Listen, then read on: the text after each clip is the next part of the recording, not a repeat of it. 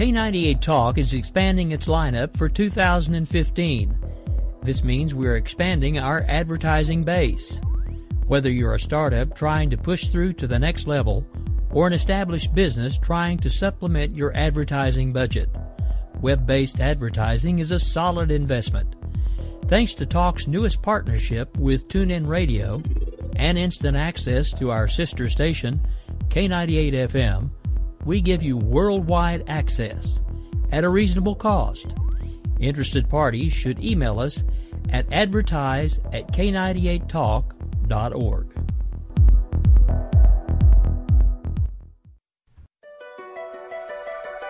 The leader in talk radio on the Internet, right here on K98 Talk and the Spark Radio Network.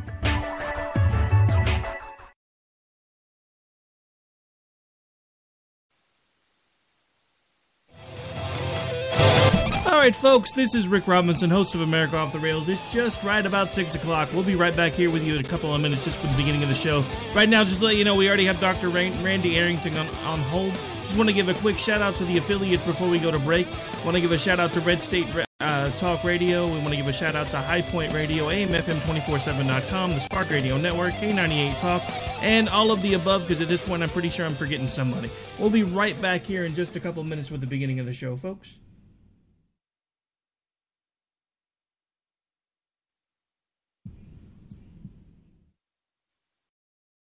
In these uncertain economic times, you've got to do whatever you can to save money. One of our biggest expenses can be our cars, especially when unexpected repair bills hit. Not anymore. If you own a vehicle with less than 130,000 miles, is less than 12 years old, has a warranty about to expire, or even no warranty at all, you could stop paying for car repairs. Roadside assistance, towing, and rental coverage are all included. Don't wait for the next repair. Make one free call right now to see if you qualify. If your vehicle is less than 12 years old, has less than 130,000 miles, even if it's out of warranty, paying for car repairs can become a thing of the past. Call us right now and get your car protected before your next repair bill hits. Get protection and no more repair bills. Call 800-696-1030. Again, 800-696-1030. That's 800-696-1030.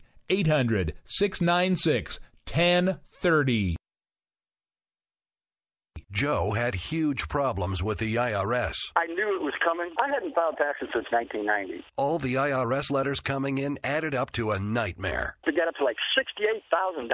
My heart started beating fast. It's like, there's no way, man. I mean, I ain't going to be able to do this. Then they stopped his paycheck. So that's when I started making phone calls and found U.S. Tax Shield. U.S. Tax Shield went to work immediately. They just took the bull by the horns. What blew my mind is he called the IRS right then and there. So why is U.S. Tax Shield A+ rated with the Better Business Bureau? Joe knows. They saved me a ridiculous amount of money. If you owe more than $10,000 to the IRS or state, choose the company Joe chose, U.S. Tax Shield. It was the best decision I made. U.S. Tax Shield is the way to go.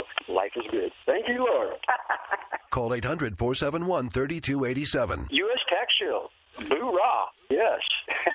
800-471-3287. 800-471-3287. We will keep this promise to the American people. If you like your doctor, you will be able to keep your doctor, period. If you like your health care plan, you will be able to keep your health care plan, period. This is the most transparent administration in history. Not even a smidgen of corruption. Fact is, we had 4 dead Americans. What difference at this point does it make? If you got a business, you didn't build that. Oh, welcome to the face. Welcome to the face of the new democracy. Don't expect just to admit a mistake. We're paying off election debts to those on the take. Attorney General's lying even while It's time to hear the truth about America's biggest challenges. You're listening to America Off the Rails with your host, Rick Robinson.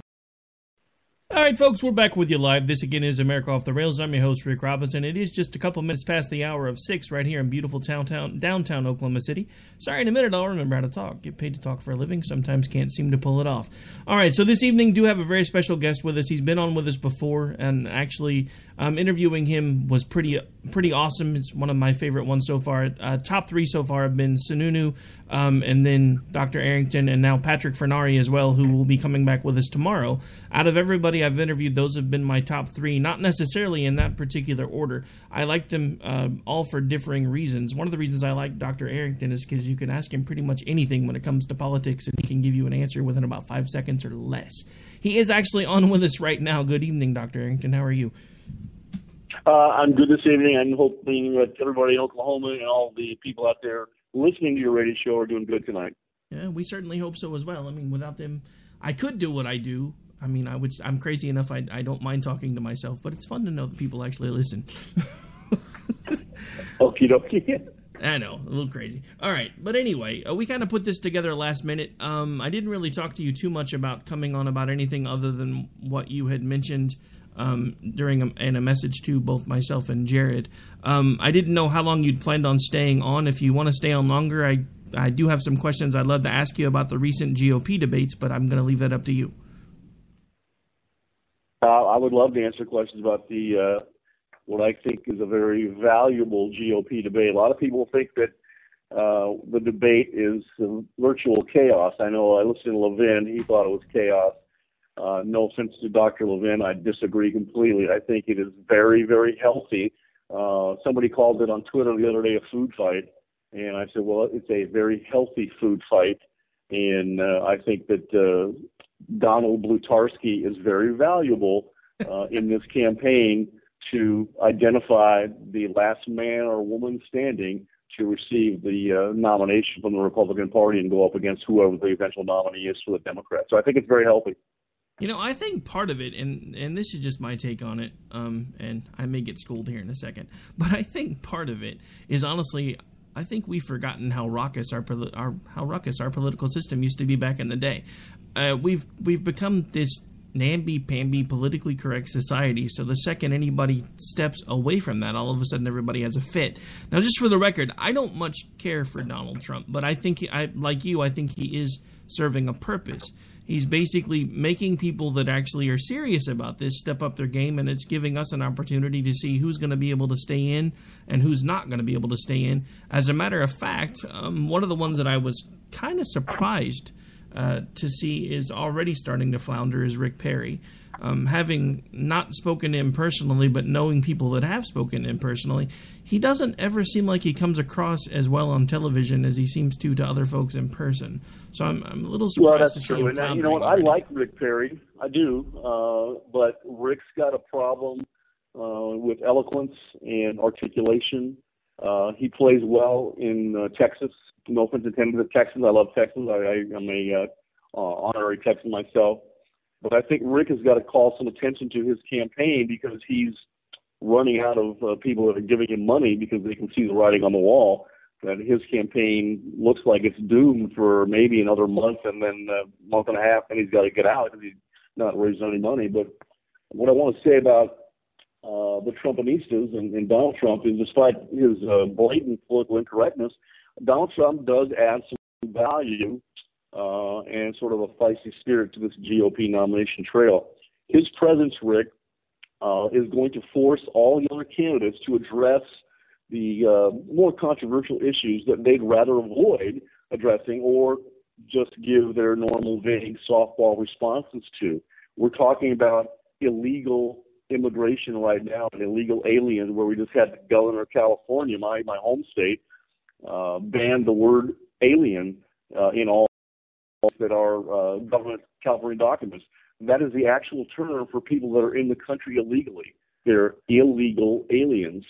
But, you know what, Lord knows that the GOP candidates and the base and the organization and the people that are elected and are currently in office, we need to be much more aggressive than we have been in the last couple of campaigns.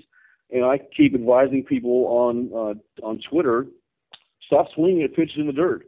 Stop swinging at pitches in the dirt. we have to realize that Donald Trump is going to toughen up all the candidates.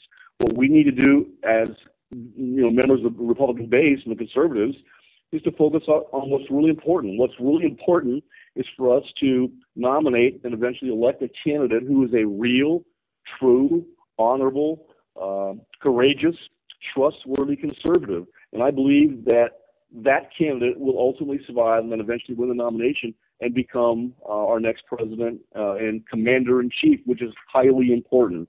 I put something on Twitter, I think it was last week, for people that watch Star Trek. I said Donald Trump's antics are very similar to a Star Trek episode that is one of my favorite episodes. It's called The Squire of Dathos. In that episode, you have this very rich but very bored child of the gods, that's with a little g, playing around on his planet, having fun while hunting down Captain Kirk for sport, like he's an animal, like he's Cecil the lion.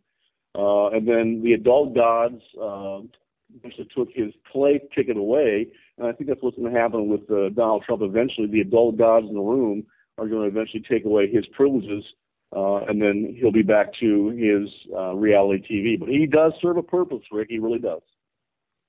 Yeah, I mean, as much as it pains me to say it, I do admit that, I mean, the biggest thing he's doing, honestly, you've got to give him credit for at least this.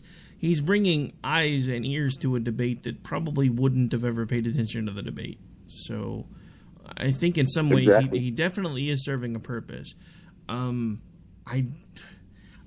don't know. I'm kind of torn because I'm seeing things on both sides of the Republican spectrum that I don't much care for.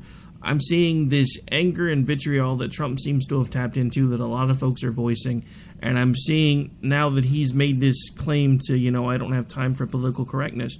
We see all of these people that have just all of a sudden decided that they're just going to basically throw all sense of decorum out the window and start telling people exactly what they think and feel, and they're using social media as a way to do that.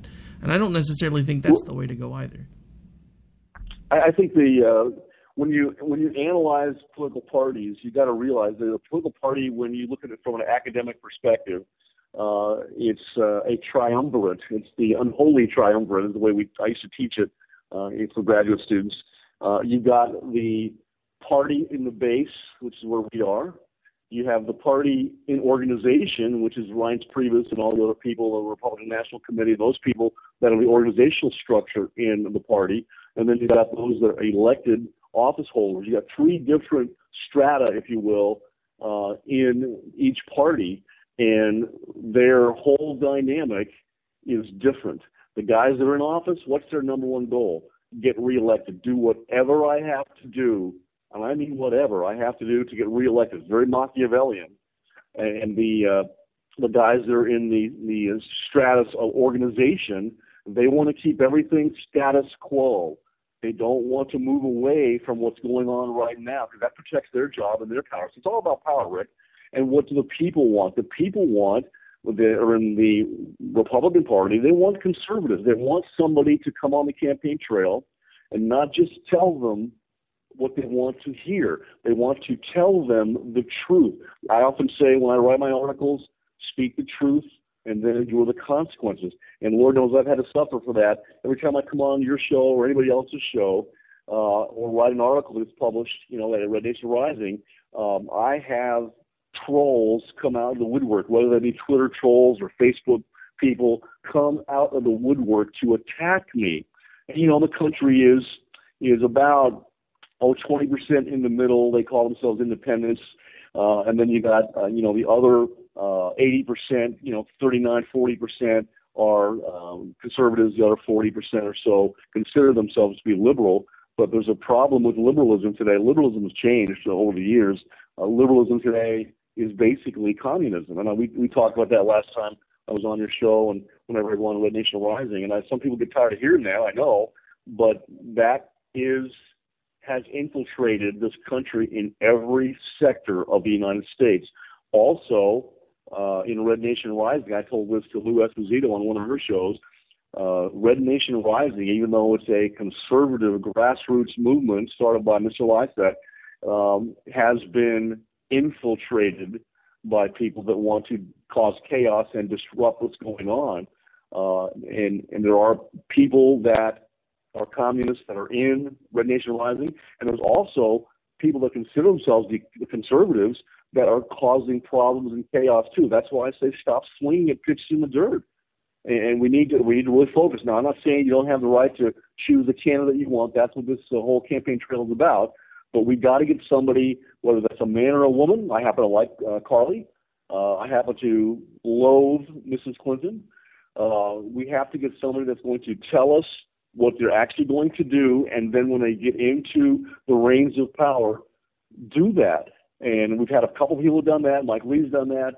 I think Rand Paul has done that. Ted Cruz has done that. But when you look at a guy, the leadership of the Republican Party right now, that are elected members, McConnell from Kentucky, and then that knucklehead that's the Speaker of the House, Boehner from Ohio, they are not doing what they said they were going to do. And that is why Mr. Trump is having such traction amongst the voters, at least initially. There was a book that we used to teach in graduate school by a guy named Theodore Lowi. It's called The End of Liberalism. And basically the theme in that book was that you no longer have a two-party system. You have one party of all the people that are in power. They know each other. They go to the same schools. They eat the same restaurants. They're members of the same clubs. Their children intermarry. They have the same publishers. They're basically one party, Rick, even though they have a D in the back of their name or an R in the back of their name, or in the case of Bernie, an I in the back of his name. They're one party, and their whole goal is to not disrupt what's going on inside the Beltway, the Mordor on the Potomac, as it's called by some of the guys on radio, and keep themselves in power. And that whole goal for keeping themselves in power corrupts them. We have a corrupt, bipartisan organization inside the Beltway right now, Rick. Yeah, sadly, I would agree. You know, it's interesting that you mentioned the fact that whether there's a D, an R, or an I behind their name, they pretty much all know everybody, because there was a picture that surfaced a couple of days after the debate that showed Christie, I believe it was in a restaurant setting, and he was sitting next to Valerie Jarrett, and I believe Vice President Biden was on the other side, which I thought was kind of interesting. So you're saying he was sitting next to President Jarrett? Pretty much. Yeah, I wasn't going to say that, but I'll let you say it because we both know it's true. But yeah. I thought that was interesting. Now, on back to Bernie for just a second, because this is one of the things, and this is one of the reasons why I wanted to have you on, because who better to explain this than a poli-sci professor? Because one of the things that I run into all the time when I start talking about socialism and democratic socialism and communism is, you know, a lot of the folks that are the more liberal leaning, but not necessarily fully into the socialism, they see those things as three different grades on the spectrum. And I know for folks like you and even me, in most cases, there really doesn't seem to be a difference. So for the folks that, you know, when you start talking about, because this is what I run into, I actually got called out by one of my liberal friends in the chat room the other day because I said there was no way I could vote for Bernie because my skin would crawl because he's a socialist. Well, then we had gotten a big conversation in email. He's like, he's a democratic socialist. There's a difference. I was like, no, not to me. There's really not. So for the folks, and this is just because, like I said, who better to explain it than you? But for the folks that keep leaning towards the idea that there is somehow this difference between socialism and being a democratic socialist, is that a true statement, or are they one and the same, or if they are different, how can they be deemed different? Well, I remember, I think it was last week when Debbie Wasserman Schultz was asked a question by one of the Democratic pundits, I think it was Chris Matthews. He hit her with a question she was not prepared to answer. You got to realize most of these people, when they go on these shows or when the president does a press conference, they know exactly what the questions are going to be. It's all staged. It is all staged. Most people don't realize that. It's all staged event. He knows who he's going to call on, and he knows what the questions are going to be in advance, so he knows the answers. And she was asked a question sort of out of the blue. I'm not even sure that Matthews realized what he asked her and what he did. He put her on the spot. He asked her, what's the difference between the Democratic Party and socialism? And she looked at him like he just killed her mother. And she didn't want to answer. She said, well, that's not important. What's important is the difference between the Republicans and the Democrats. Well, she wouldn't answer the question. Here's why I think that's the case. I've outlined an article I'm getting ready to write. It's called Debbie Does Socialism, and she doesn't even realize it. I don't think that she's smart enough to understand, and I use the term mind raped. I know some people don't like that because it's got kind of a bite to it. Brainwashing, mind rape. She's been mind raped, brainwashed, and she doesn't know the difference. Now, the difference is when you transition, eventually you have a communist revolution, and you want to become a communist nation. It's never happened the way Marx said it would happen. Never, ever. So it's always been forced. And so when you transition eventually from this revolution, you want to become a communist nation, you have to do a couple of generations worth. So what's that, 40 years or so, 30, 40 years of human re-engineering. You have to re-engineer people's minds. And that's the period where you have socialism. Socialism leads to the eventual supposed withering away of the state, which Marx said would happen. Of course, that's never happened. What has happened is the exact opposite. The state has become totalitarian, become tremendously powerful and taken away people's rights, and you're basically just a slave when you live in a socialist environment or the eventual communist environment, and it never withers away. Now, what has happened, because they have done it incorrectly, according to what Marx's philosophy and theory dictated would occur, that would be the building up of capitalism, wonderful capitalism, makes everybody, brings everybody up by the bootstraps, makes everybody better off. Eventually, it builds up this great superstructure, then it destroys itself through implosion. And then is when the communist revolutionaries like Lenin and Stalin come in and take over what has been built by capitalism, and then they start that 2 generations worth of human re-engineering. And what they found out that it doesn't work. You have people that are going to get the same amount of benefits, money, whatever you want to call it, by sitting on the porch and doing nothing, or people that go out and work really hard for a living, like yourself and some of these other people, or scientists who create things, invent things. I'm so impressed by these people that do this. They get the same amount of remuneration for doing those wonderful things for society as the guy that sits on the porch, does nothing, or goes out and plays tennis all day or golf all day.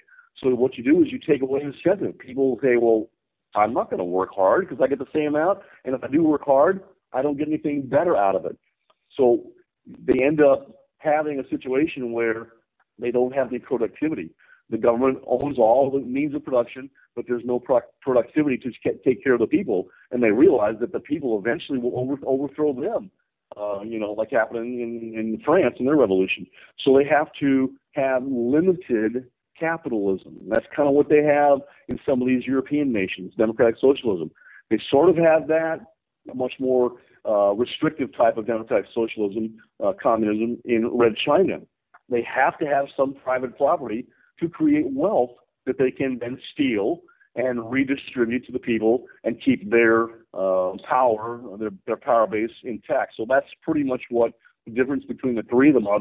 None of them believe in ownership of private property. Private property is a sin. It has to be owned by the government, with the exception of a few things can be owned in the industry sector when you have democratic socialism to keep the money flowing. They don't believe in religion. Communism is its own religion.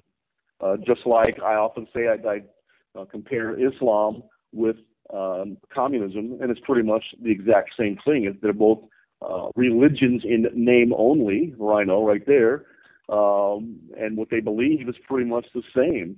And if you look at that, I think I wrote an article on that on Red Nation Rising 8 or 9 months ago, a year ago. That's absolutely true, and that's what you're dealing with here.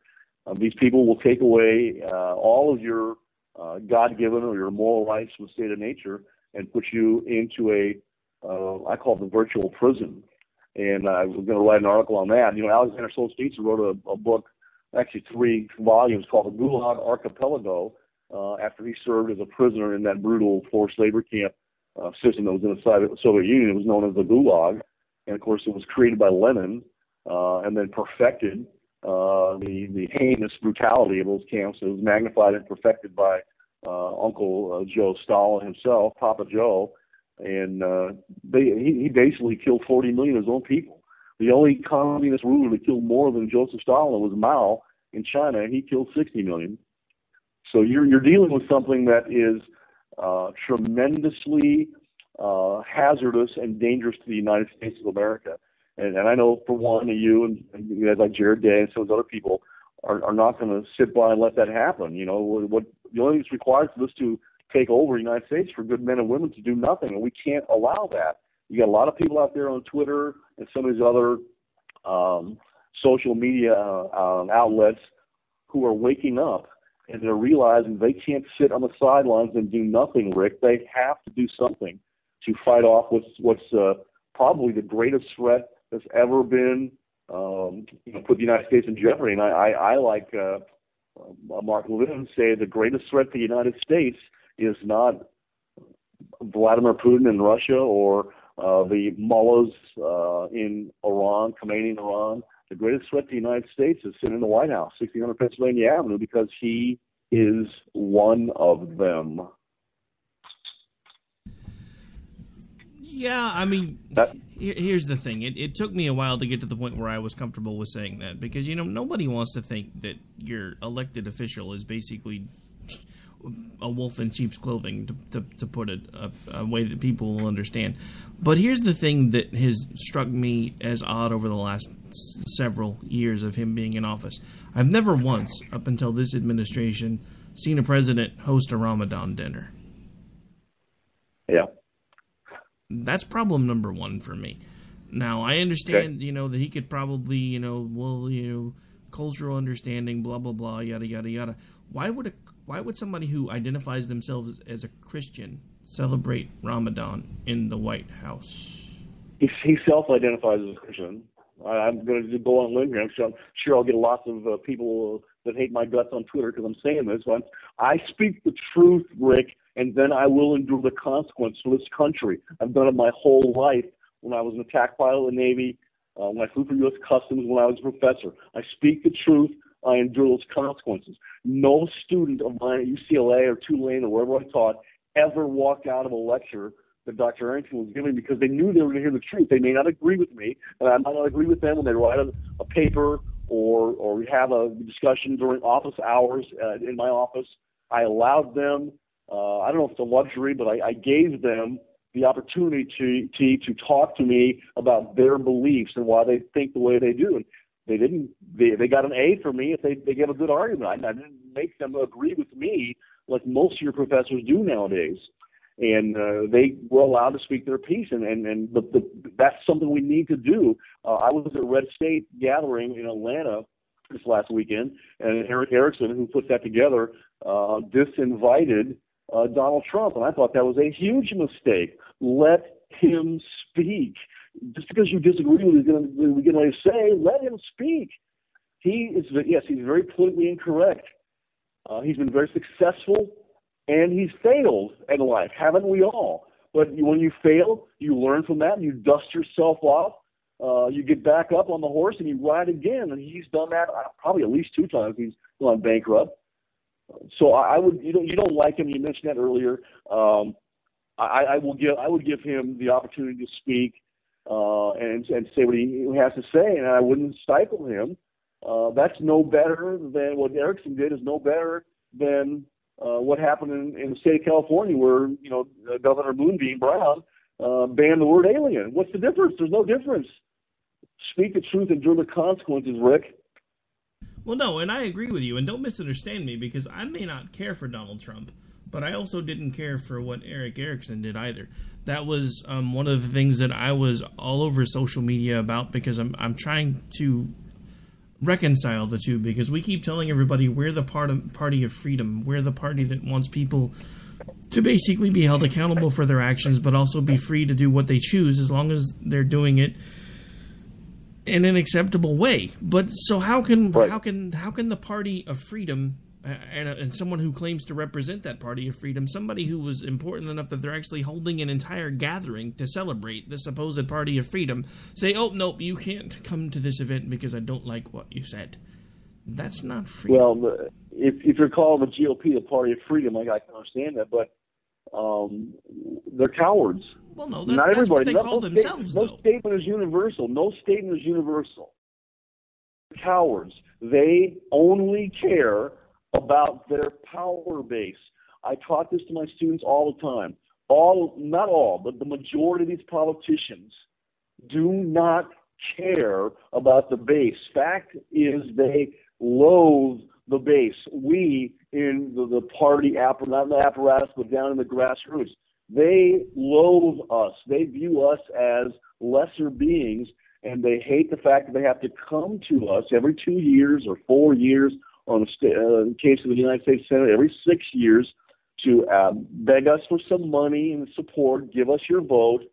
They don't even get that much money anymore from the grassroots. They get all of their money, most of it, from those people that are the lobbyists, and they expect something from that. You heard Mr. Trump say, I gave money to Hillary Clinton. I don't have a problem with that. He's a businessman. He probably gave money to Democrats, Independents, Republicans, all sorts of different people. Maybe he even gave some money to Communist Party members. I don't know. But he expects something in return for giving that money. So do the lobbyists. They expect to get access to the sitting member. Now, does money equals access? Does that equal influence? That's a hard one to prove. I used to put that up on the board. Money equals access, which it does. Then does it equal control or influence over that particular member of the House or the Senate? Well, we don't know. You could probably conjecture that it does. And what you've seen with the corrupt Clinton organization, I truly believe, I think I tweeted out the other day, that by the time winter gives way to spring, Mrs. Clinton will be indicted. And I think she's going to fall by the wayside. I think Secretary of State Kerry, and I think Vice President Joe Biden, and then, of course, former Senator James Webb, who used to be the Secretary of the Navy, used to be a Republican, now a Democrat, are probably going to be vying for that spot. I don't think Bernie is going to get much real traction after his sort of rebellious candidacy fades.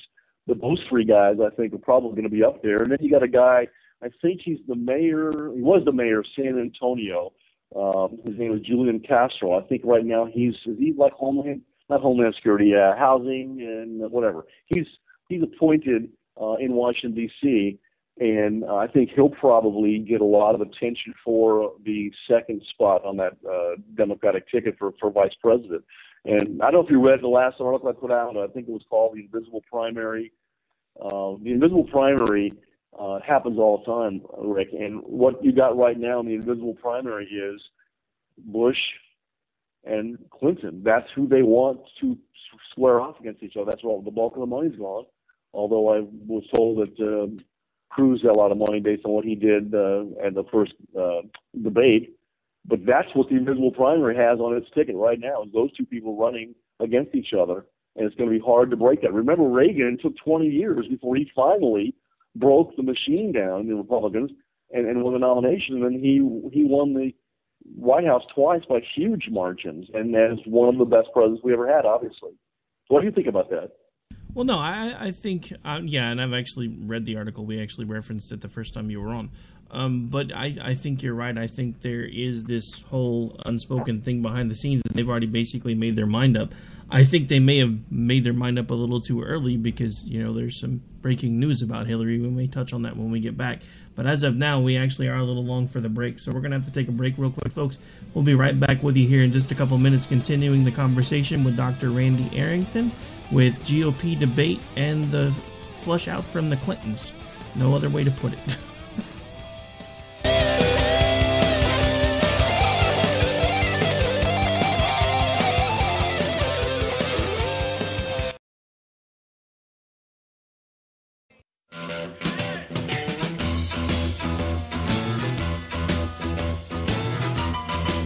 Red Nation Rising brings you Town Hall Radio. From a single tweet to 3 million a month, our community is a force to be reckoned with on social media. So don't miss our show, Thursdays, 8 p.m. Eastern on K98 Talk. Our chat room is our co-host, and you ask the question. Join us and be heard. So get ready to sound off on Red Nation Rising Radio. No one else is going to do it for you.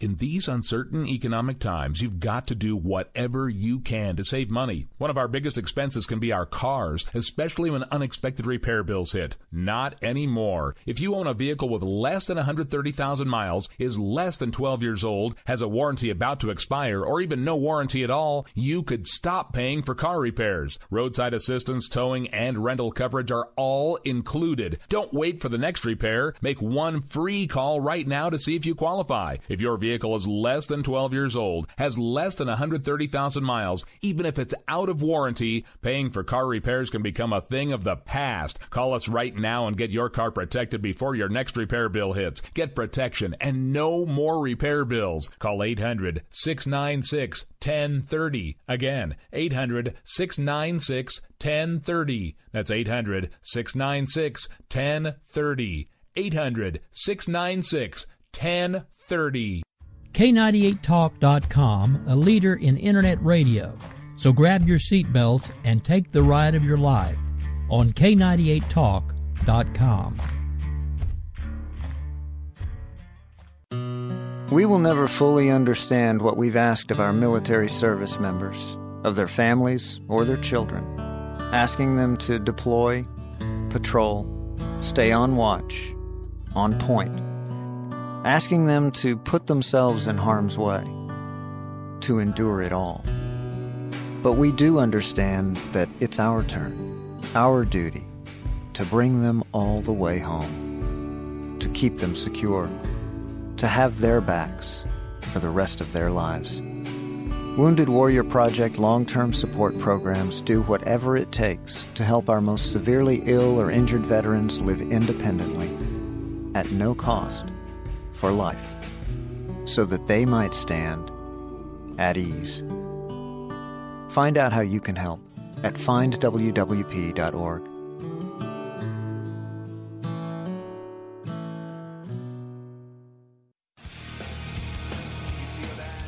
This is JD. And this is Stacy. Join us Tuesday nights, 10 p.m. Eastern for Game On. Remember, lock up the children and the old folks. Game On, the home of liberty-conservative conservatism. Where no one is safe and no one is spared, not even the hosts. Oh, that was supposed to be a spin cycle. I'm sorry. Yeah, that's okay. We love you anyway. Right round, baby. Self-monitoring right Ebola radio strikes again. Anyway. Anybody see the host monkey? Where's the host monkey? Where's the host monkey? For God's sake, I need an antidote. Just do your rant and let's pop out of the segment. Find us on Twitter at JD and Stacy. You're listening to K98Talk.com. Calls. We got a pen and telephone to bypass all your laws. Political courageous will replace the Bill of Rights. Support religious freedom, bless you, pray to Jesus Christ. The press is in our pockets. All right, folks, we're back. We're live. This is America Off the Rails. I'm your host, Rick Robinson, again joined by Dr. Randy Arrington, who's with me today. Now, before we went to break, I did have one topic I wanted to bring up we didn't get a chance to get to before the break. Now, you know, it's interesting that you mentioned a few minutes back in the conversation this whole takes about 40 years to affect change when you're trying to basically reprogram humanity as far as, you know, societally.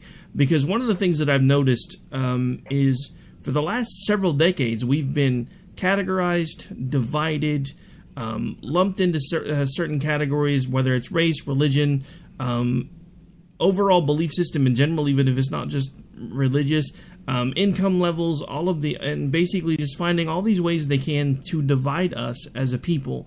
And one of the ways it seems like it keeps coming back to the point where it's working, which I honestly never thought I would really see in my lifetime, is racially, because I had thought at some point we had really started putting all this stuff behind us. But now, again, you know, a couple of days after the anniversary of Ferguson, we still have looting and rioting and everything else going on in that town now, a year later. And one of the things that's come to the light, which I thought was interesting with some of the other things that you had been bringing up, is some of the things that are coming out about the Black Lives Matter movement. The fact that it's kind of an offshoot of the original Occupy Wall Street movement, which had very heavy ties into communism. I thought that played in pretty well to something else that we were actually discussing while we were on break, which is one reason why I wanted to kind of bring the conversation back here for a second. Because I honestly think at this point we have folks moving behind the scenes that are trying to trigger a revolution. And I think they're getting a lot closer than anybody wants to give them credit for. That's one of the things that I'm concerned about. How about you? Well, that's exactly what's happening. And I know sometimes people get tired of hearing Dr. Ray talk about cultural Marxism and communist revolutions, but it's there. And it is a tremendous threat to our individual liberty and to the longevity of the United States, the continued longevity of the USA as a free nation, a democratic constitution republic. And, well, you can see what's happening right now. Political correctness, Rick, is nothing more than the primary tactic of the cultural Marxists. They want to separate us into these groups. One reason is because a lot of these post-Marxist theorists had to explain why there's never been a communist revolution that occurred the way Marx predicted. And what they said was, well, we've got Christianity out there that's sort of like a buffer, if you will, for this disgruntled proletariat. Basically, Marx said the workers were going to get so alienated they would rise up and we'd have this communist revolution, and then the professional communists would come in and lead it. Well, that hasn't happened. So what they've said was, well, we need to chip away at some of these things that are preventing that from happening. One of them is Christianity, because it gives you a way out. It's your buffer. So what the cultural Marxists are doing is they're separating us into these different minority groups, if you will, to make us think that we are victims. We're not victims. And so, but if you can make these people believe that, again, I use the term mind rape, brainwash, whatever you want to use, that's the seeds of destruction that's being planted right now. And so I've noticed, like I said, whenever I talk to anybody on the radio, do an interview or write an article, I call them Twitter trolls. I actually give grades for the week on Twitter trolls, people handling the Twitter trolls effectively. I always give you and Jared A minus, and I always kind of tease with Lou Esposito and JD, who is Stacey Lennox's partner there on her show, Game On. First of all, I'd like to get them to read some of my articles. I wish they would read my articles. Maybe they would they'd learn something. But you've got these Twitter trolls that are coming out there, and I told Lou, you have been infiltrated, and you need to tell Jim Livestock, you have been infiltrated at Red Nation Rising. And what they're doing is they're trying to pit us against each other. And that's why I keep saying stop swinging at pitches in the dirt. Focus on what's important. And so you've got various groups from the former Soviet Union. You got Vladimir Putin as these people that are constantly attacking us in these various outlets to make us hate the United States, hate our upbringing, and make us more ripe, if you will, for their eventual communist revolution. And Soros is part of that. He's a multi-gazillionaire, and he's behind all this stuff, one of the people behind it. He's funding these professional demonstrators at both Occupy Wall Street, Occupy University of California, Berkeley, wherever they're occupying. Now it's Ferguson and some of the other places. He's paying these people to do this. And they whip these people up into a frenzy, make them think they're victims of whatever they want to attack, whether it's white males or white females or whatever. And they say, well, that's the reason that I don't have a BMW, is because of that guy right there, that Dr. Harrington guy. He's the reason. But what happened in 1937, 38, 39 in Germany? That's exactly what Adolf Hitler did and how he came to power. He said he identified a domestic enemy. It's the Jews, the Jewish people. They're the reason, Germans, that you don't have a better life. We need to get rid of those people. And, of course, we know what he did. He killed like 16 million of them, or however many, So that's what's going on right now. And we need to get our head out of our rear end and understand that. Yes, we can differ right now on the campaign trail, and that is a healthy food fight, is what I call it. Right now, what's going on with our 17 candidates, which in the next 3 months is going to be whittled down. People to stop being able to raise money and enough money to keep going. And eventually the best man or the best woman will be the last one standing, and that'll be the nominee. And then we need to coalesce behind that individual and get the people out to those polls who stayed home last time because we had a weak candidate, and actually the last 2 times had a weak candidate, and didn't go vote. That's why Barack Obama's in the White House right now. And I'm a friend of John McCain. I'm a naval aviator like he is and was. We flew the same airplanes, him many years before me, but I've flown John McCain before, and I know what his stance is on immigration, amnesty. I knew it then. I respectfully said to him, sir, you're wrong. You cannot have a welfare state and open borders. That's what the economist Dr. Friedman called. You cannot do that because then, like you run out of other people's money, and then the country goes down the tubes, and then nobody gets anything. If you keep having parasites that suck off of the government, eventually the government runs out of blood to suck, and then nobody gets anything. Then we're gone. So that's why it's so important for us to, yes, we can disagree, Rick. You say you don't like Mr. Trump. Last time I was on my show, you asked me to endorse somebody, and I told you way too soon to endorse anybody. I told you I liked, at the time there was 16, I said I like all 16, as opposed to what will be on the other side.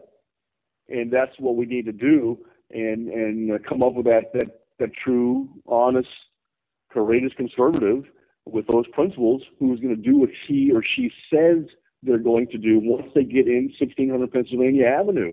That's what we need to focus on, Rick.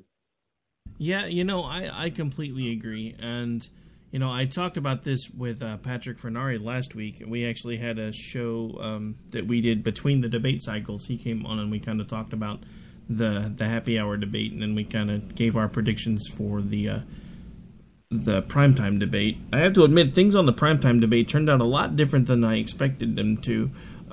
Not as far as, Trump kind of outshining everybody, because, he's worked rooms before, he's used to TV cameras, he knows how to hold an audience.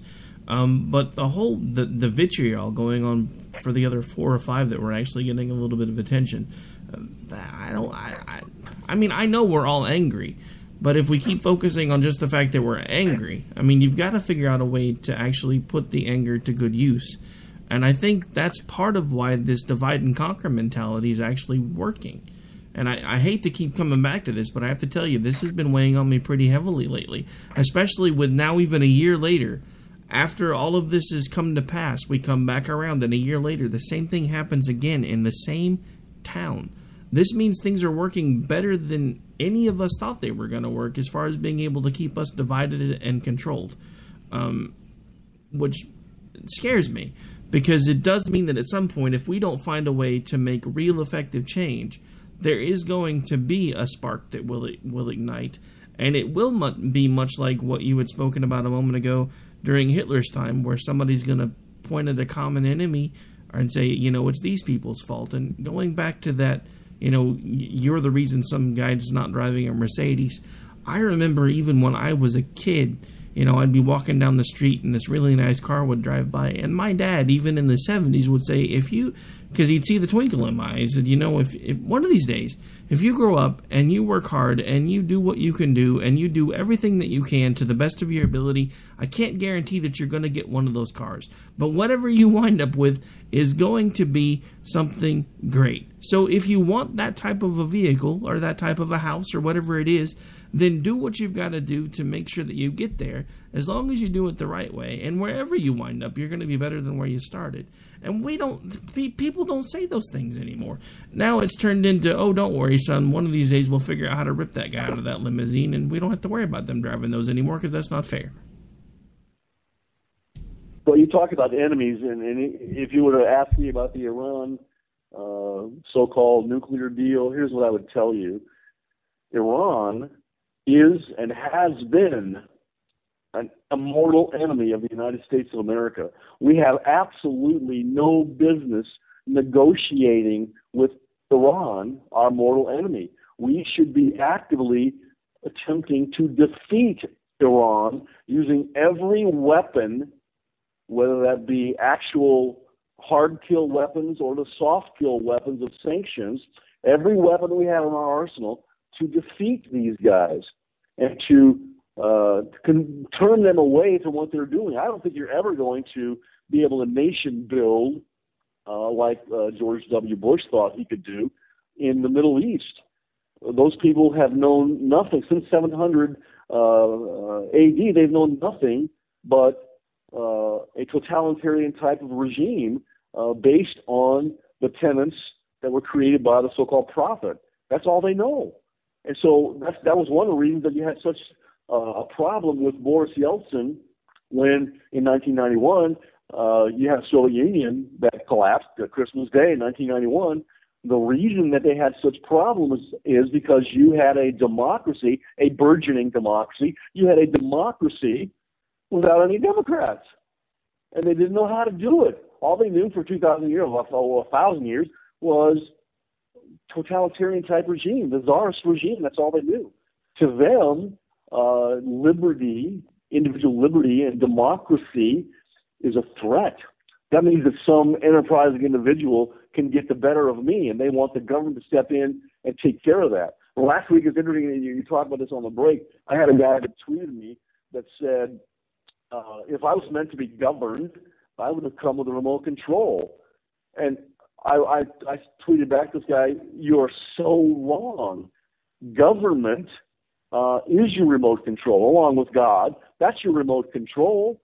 It's precisely because we don't come equipped with a remote control that human beings must be governed to or controlled to some degree, a modicum of control over human behavior from sources like our families, religion, schools, employers, coaches, peer pressure, and yes, the dreaded apparatus known as government. We have to have something like that to keep us in line. If you look at all the state of nature, political theorists and the social contract theories of government, Hobbes and Locke and Aristotle and Rousseau and all these individuals, they taught us about the state of man, the state of nature. And one of the things that's interesting about the Leviathan that Hobbes wrote is, he said, the problem in the state of nature with man is equality. We are all equal enough in the state of nature whereby the weakest individual could kill the strongest individual under the right circumstances. So we need to be kept, according to Hobbes and the Leviathan, we need to be kept safely apart. And that's where government comes in, his Leviathan. Locke was different. Locke said, no, we need to bring human beings safely together. And that's what Aristotle taught. He was a socialist and a social contract theorist. He believed man was a social animal. By ourselves, we're nothing. Kind of like Ted Kaczynski.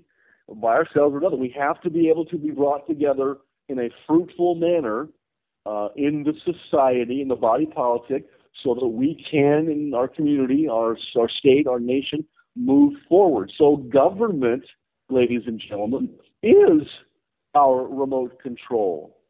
They have to have a modicum of control over us, but as Locke taught us and Montesquieu, we give them that modicum of control because we receive benefits. What I normally do on the first day of class at UCLA is, after introducing myself, and I would, like I told you last time, I would tell the class this: I love the United States of America.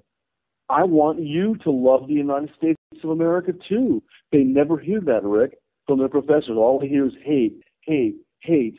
I teach them to love the United States. At least I tell them, I want you to love the United States. And so then I said, what does the word govern mean? What does that word mean? That word means to control. And so I would control some people in the class. I'd pick out some guy and say, look, you're wearing red. I hate red. You have to leave the class right now. And he looks at me like I'm crazy. Get out of the class right now. And then I'll look at a woman, and I'll say, okay, every time you come to class, every time, you got to hand me $20. That's your professor tax. You up here up front, I don't like the look of you. You got funny-looking hair. You go to the back of the class and sit. You in the back, you come forward and sit by me. I like you. And I control several members of the class. They look at me like I'm crazy, and they laugh when I tell them, see, that's what control is.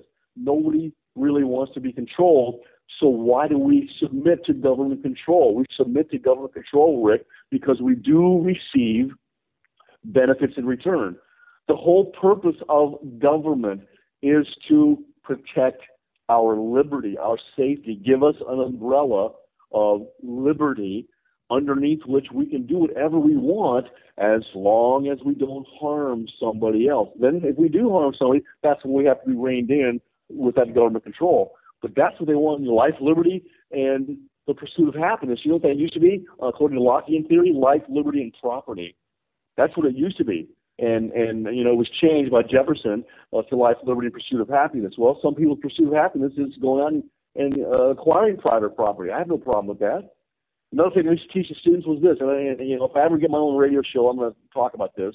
I go up on the board, second day of class, and in big bold letters I write, truth changes. And then I turn around and they look at me like I'm crazy. And I say, class, truth, this is secular truth I'm talking about. Truth changes because it is subject to human interpretation. Then I give them some examples. In 1491, the truth was the earth was flat. Everybody believed that until that guy, Christopher Columbus, went out and proved that the earth was not flat. It was round. And then I give another example. Isaac Newton, the theory of the motion of planets, was the most profound and exciting theory, engineering theory, ever up to its time. Every graduate student emerging out of the great engineering universities, physics universities, could not wait to work within that paradigm until this little German Jew came on, Jewish guy, named Albert Einstein, and said, no, that's not the way it works. It's relativity. Truth changed. And when you want to give an example or give a definition of scientific revolution, here's the greatest definition of scientific revolution ever. We discover new and exciting things while looking in the same old, dull, familiar places. Suddenly somebody else comes in with a different perspective, looking in those same dull, familiar places, and sees something new. That's what Einstein did. And that's what we need to do right now with these politicians and one doctor running, and then one businesswoman, like it's two business people, running for the highest office in the land. We've got to make them convince us that they see different things while looking at these same old, dull places, and they can do things differently and make this nation great again. That's what we all should want. That raises everybody up. Everybody. Now, are the rich going to get richer? Absolutely. Do they deserve it? Absolutely. I don't care that Rick Robinson is a millionaire or that Lou Esposito is a multi-millionaire. I can care less. You deserve it. But everybody gets rich. It's not trickle-down economics. It's trickle-up economics. We all move up. What do you think of that? No, I completely agree. At this point, though, unfortunately... That you're a millionaire? You agree with that? Oh, no, I wish I was. Well, I mean, I can think I'm a millionaire all I want until I can prove it with my bank account. It really doesn't matter. There you go. There you go. At this point, we are unfortunately out of time. I've got to make room for the Conservative Curmudgeon radio show that's coming up here in just a couple minutes. Otherwise, he's going to start banging on the door wanting me to let him in. So, before we get out of here, why don't you go ahead and remind folks where they can interact with you should they choose to do so, sir? Well, you can find me on Twitter, Kerosene Cowboy, Dr. Randy Arrington, PhD. There's a couple of 2 or 3 parody accounts on there now that aren't me, but I was told that if you have somebody doing a parody account of you on these sites, that you've really you've made it, and you're making somebody feel uncomfortable. So there's some parody accounts out there, but look for the real Dr. Randy Arrington, Kerosene Cowboy. You'll see my picture of my airplane launching off the aircraft carrier, and that's me. If you want to have a chuckle and listen to some of these other people badmouth me, go ahead. It's not bothering me. They don't know me well enough to be able to hurt me. But we need everybody in the fight. Wake up, hit the deck, Bub, and get back in the fight, and let's save this country and move it forward and then lift it up out of the doldrums it's in now and become great again, Rick. That's what we should all be striving for, every one of us, on the left, on the right, in the middle, wherever. That's what we should be striving for. All right, well, We're all Americans. It's been a pleasure having you tonight, Doctor. Unfortunately, we are up against the heartbreak at this point, so I have got to say goodnight. Guys, we'll be back tomorrow night live with Dr. Patrick, live right now with Dr. Randy Arrington. Back tomorrow with Patrick Fernari, author of Common Sense. We'll be back with you tomorrow night.